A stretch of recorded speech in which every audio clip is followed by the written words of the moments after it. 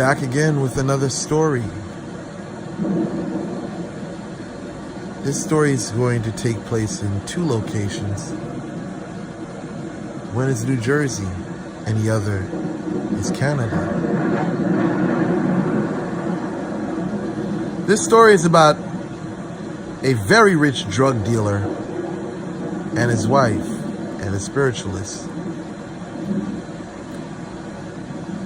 Well, the story begins with a drug dealer who's got a lot of money and he just doesn't know what to do with his money.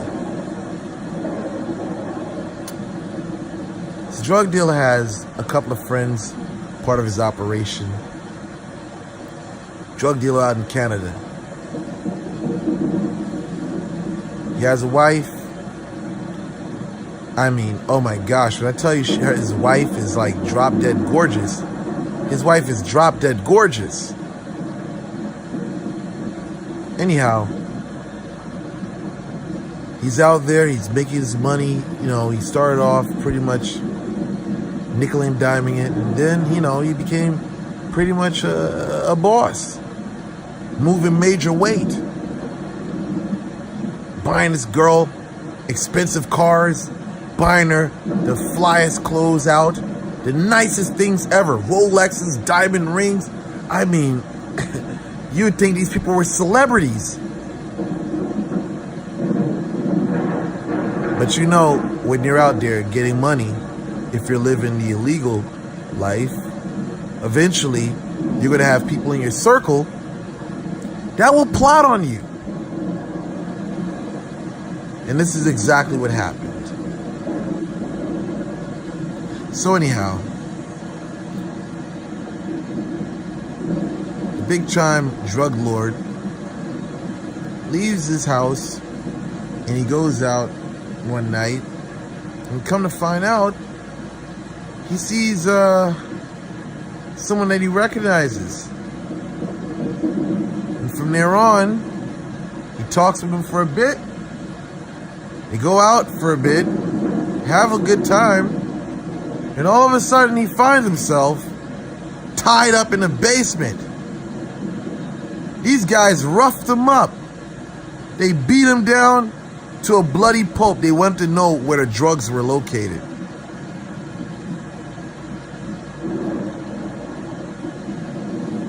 So they roughed him up for a couple of hours. Eventually they saw that they really weren't getting anywhere,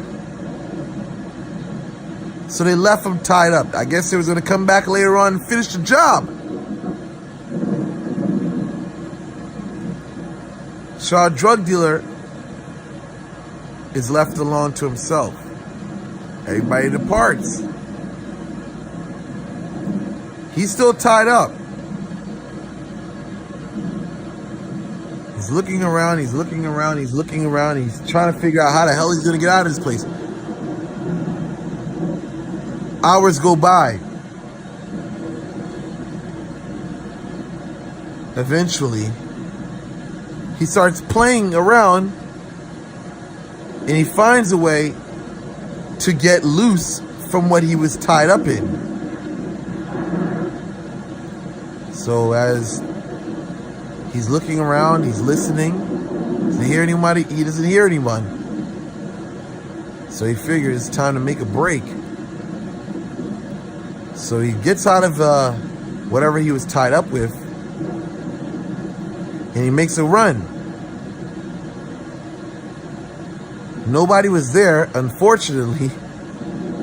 He got away with his life. Of course, he is roughed up. He comes back home. He meets his wife, and he's like, you know, we got to get out of here. Fear for his life. So eventually, he ends up moving.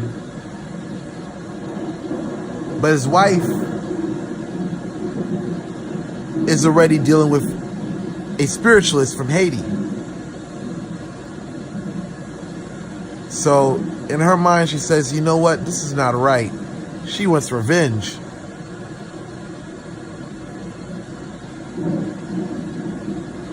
So this lady makes a call to America, to this Haitian spiritualist, and she explains what happens.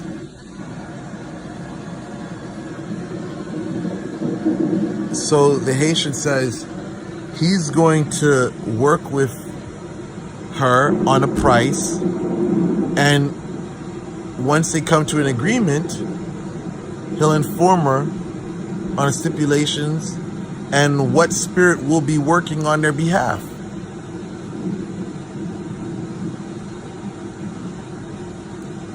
So paperwork works out, everything comes through. Instructions are laid down. There's something the husband must do,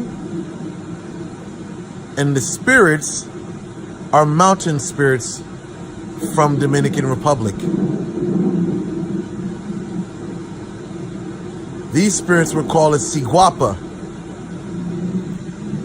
History has it in some places that these were the spirits of Taino Indians that jumped off the cliff and died.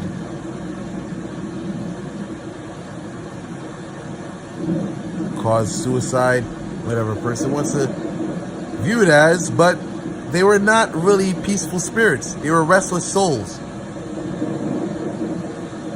So, they work out whatever they work out. One day, the Haitian guy gets a call, and he picks up and he hears the voice of the lady from Canada, the wife of the drug dealer, in shock. And she says, one of the people that orchestrated the kidnapping, they found him with both of his legs broken, both of his arms broken, and he was stabbed up in multiple places, left for dead. His mother died of cancer. His father died of how can I can't even explain it, but he died in a miserable way. Very miserable. I believe it was prostate cancer, and it spread it. So basically, both of his mother and father ended up dying.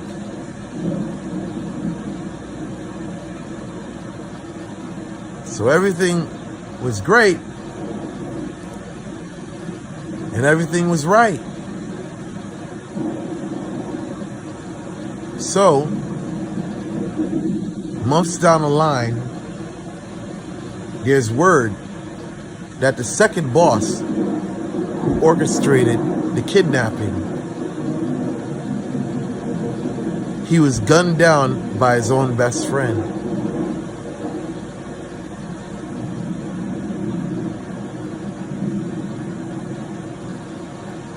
The moral of the story is, the street life